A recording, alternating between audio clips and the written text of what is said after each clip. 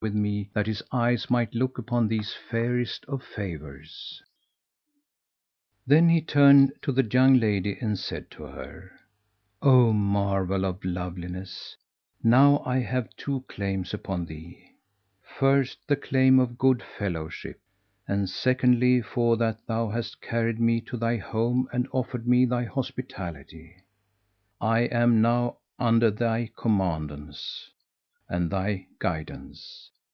So do me one last favour by accompanying me to the lands of Al Islam, where thou shalt look upon many a lion hearted warrior, and thou shalt learn who I am."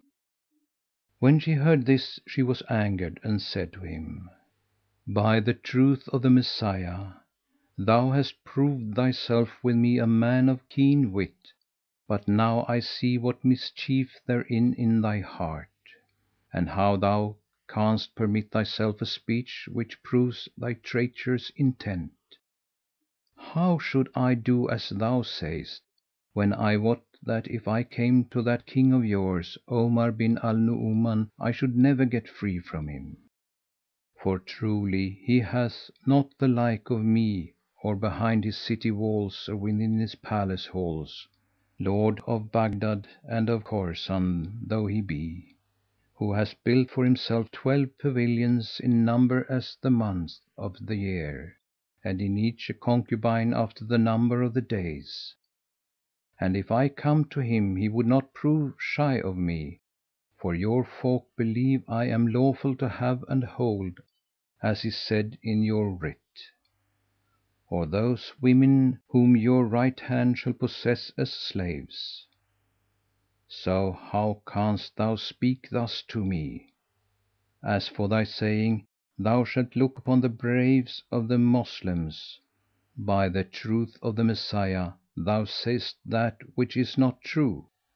For I saw your army when it reached our land, these 2 days ago, and I did not see that your ordinance was the ordinance of kings, but I beheld only a rabble of tribesmen gathered together.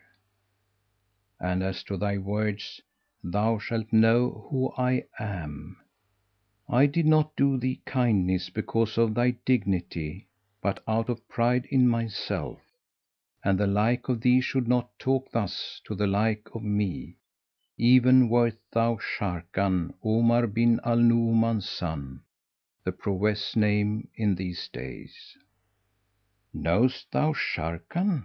asked he, and she answered, "Yes, and I know of his coming with an army numbering 10,000 horsemen; also that he was sent by his sire with this force to gain prevalence for the King of Constantinople."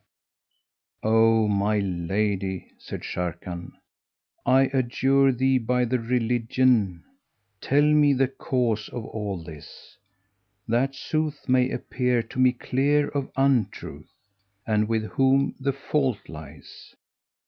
"Now by the virtue of thy faith," she replied, "did I not fear lest the news of me be bruited abroad that I am of the daughters of Roum, I would adventure myself and sally forth single handed against the 10,000 horsemen and slay their leader, the Wazir Dandan, and vanquish their champion Sharrkan. Nor would aught of shame accrue to me thereby, for I have read books and studied the rules of good breeding in the language of the Arabs. But I have no need to vaunt my own prowess to thee, more by token as thou hast proved in thy proper person my skill and strength in wrestling, and thou hast learnt my superiority over other women." Nor indeed had Sharrkan himself been here this night, and it were said to him, "Clear this stream," could he have done it; and I only long and lust that the Messiah would throw him into my hands in this very convent, that I might go forth to him in the habit of a man and drag him from his saddle seat and make him my captive and lay him in bilboes."—And Shahrazad perceived the dawn of day and ceased to say her permitted say. End of Section 13 of the Book of a Thousand Nights and a Night, Volume 2. Read by Lars Rolander.